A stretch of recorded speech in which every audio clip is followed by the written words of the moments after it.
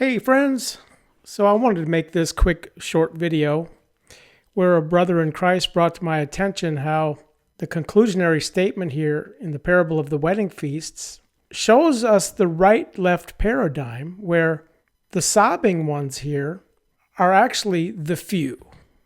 And then those who continue to gnash their teeth at the righteous, they are the many called. So the few who are outchosen parallels Matthew 7:14 here. Come through the strait gate, since the gate is strait, and the way is one having been afflicted. Hence the great affliction, which is into the tail end of the third watch time. Okay, so the one leading away into life, okay, this concerns the completion of the right hand, the body of Christ, which the few are those finding it. So in Matthew 22:14, the many being called are not coming through the strait gate. Only the few who are outchosen among the sobbing ones are those finding it. So this is the right-left paradigm, but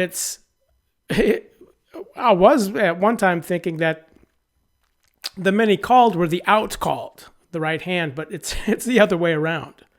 And the context, of course, concerns the transitional hours finishing the third watch time, cock's voice, into the beginning of the fourth watch time, prepared for the left named.